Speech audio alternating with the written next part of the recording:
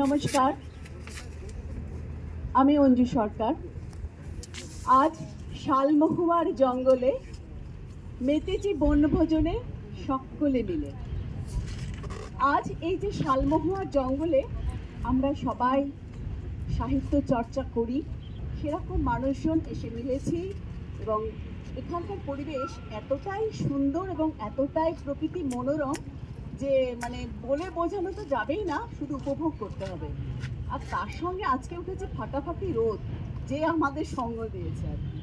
ঠিক আছে, আমি আমার একটা কবিতা, লেখা কবিতা পড়ে শোনাচ্ছি।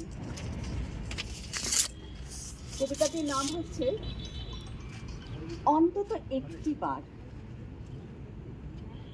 তোমার সৌন্দর্যে নীলিমার নীল, আশ্লেষে চুম্বনরত আনত দিক চক্রবাল রেখা।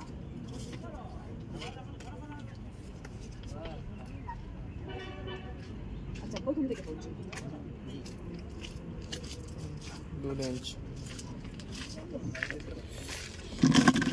ভালোই দিয়েছে ছবি কি বাবা।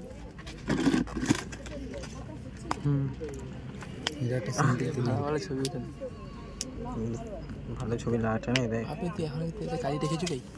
তো একটি বার।